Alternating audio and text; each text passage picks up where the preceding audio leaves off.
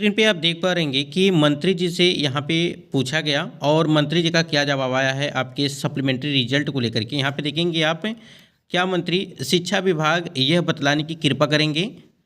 यहाँ पे देखेंगे, क्या यह सही है कि शिक्षक बहाली टीआरई 3.0 87,774 पदों के विरुद्ध केवल 66,605 यहाँ पे अभ्यर्थियों का परिणाम दिया गया था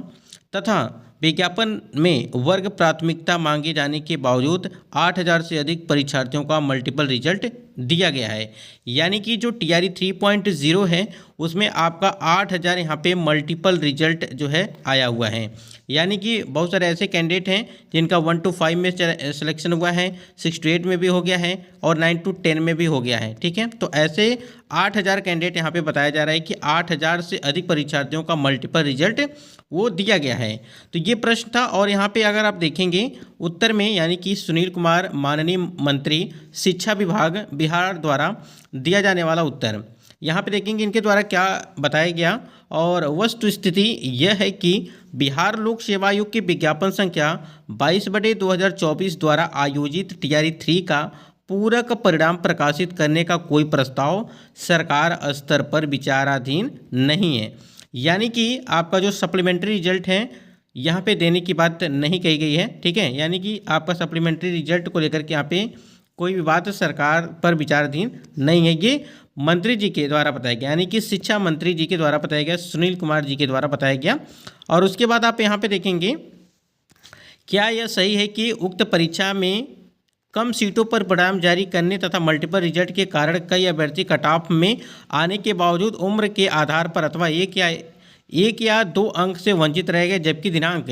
15/1/2025 को बीपीएससी की सूचना में शिक्षा विभाग द्वारा रिक्तियां उपलब्ध कराने पर सप्लीमेंट्री रिजल्ट प्रकाशित करने की सहमति जताई गई थी। ठीक है, जैसा कि आपको पता होगा कि 15 तारीख को बीपीएससी आयोग की तरफ से, ठीक है, यानी कि बीपीएससी आयोग की तरफ से नोटिस जारी की जाती है और उसमें साफ साफ चीज़ें लिखी रहती हैं कि यहाँ पे शिक्षा विभाग से अगर कोई आदेश दिशा निर्देश जारी किया जाता है कि सप्लीमेंट्री रिजल्ट को लेकर के, तभी हम सप्लीमेंट्री रिजल्ट यहाँ पे देंगे। ठीक है, लेकिन यहाँ पे आप देख ही रहे हैं कि शिक्षा मंत्री के द्वारा अब बताया जा रहा है कि यहाँ पे कोई भी विचाराधीन नहीं है। ठीक है, बाकी यहाँ पे यही सारी यहाँ पे अपडेट थी सप्लीमेंट्री रिजल्ट को लेकर के। आप देख सकते हैं कि अपडेट जो देखने को मिली है वो 8,000 से अधिक, यानी कि जो मल्टीपल रिजल्ट हैं वो आपका 8,000 से अधिक यहाँ पे देखने को मिल रहा है, यानी कि इससे भी अधिक आपको हैं। तो आप समझ सकते हैं कि अगर यहाँ पे जितने भी कैंडिडेट मल्टीपल वाले हैं, जिनका 1 या 2 नंबर से रुका हुआ है, जिनका कट ऑफ पे रुका हुआ है, ठीक है, जिनका डेट ऑफ बर्थ की वजह से रुका हुआ है,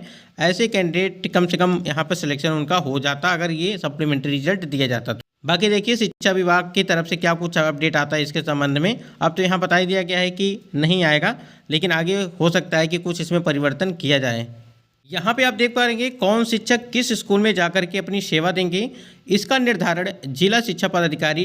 करेंगे, यानी कि पीडीएफ जारी करके जिस पर स्कूल टैगिंग लिखा होगा। ठीक है, तो ये देखिए आपके स्कूल टैगिंग को लेकर के बात की जा रही थी कि स्कूल टैगिंग कैसे कराया जाएगा, क्या होगा क्या नहीं होगा, कब तक कराया जाएगा, ये सवाल काफ़ी ज़्यादा हैं आप सब। तो जो इसका निर्धारण है वो जिला, अगर बात करें जिला शिक्षा पदाधिकारी करेंगे अलग अलग जिलों में। उसके बाद यहाँ पे ट्रेनिंग को लेकर के बात करें कि ट्रेनिंग आपकी किस प्रकार से कहाँ पे कराई जाएगी, बीआरसी में होगा, बायट में होगा, डाइट में होगा, कहाँ पे होगा।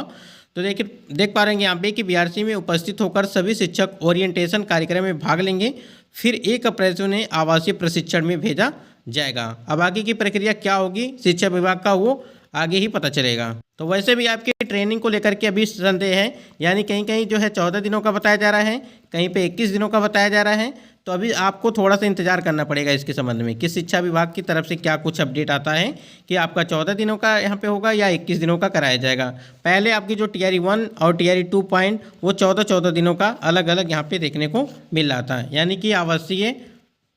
और जैसे यहाँ पे अगर बात करें, देखिए बहुत सारे अभी ऐसे कैंडिडेट हैं जिनको नियुक्ति पत्र का वितरण किया जाना है। जैसे जो रिकाउंसलिंग वाले कैंडिडेट हैं, जिनका रिकाउंसलिंग हुआ है, अभी जो डाउटफुल वाले कैंडिडेट थे या किसी कारणवश जिनकी काउंसलिंग नहीं हुई थी, ठीक है, या काउंसलिंग छूट गई थी, तो ऐसे कैंडिडेट को अभी नियुक्ति पत्र का वितरण किया जाएगा और इसी मार्च महीने में ही आपको नियुक्ति पत्र का वितरण वो किया जाएगा। और यहाँ पे अगर बात करें हम लोग, जैसे आपका बिहार स्टेट का जो सर्टिफिकेट है वो कहाँ मिलेगा, अगर बात करें अदर स्टेट कैंडिडेट को लेकर के, तो आपको पटना में जितने भी कैंडिडेट अदर स्टेट वाले हैं उनको जो है पटना में दिया जाएगा आपका सर्टिफिकेट, तो आप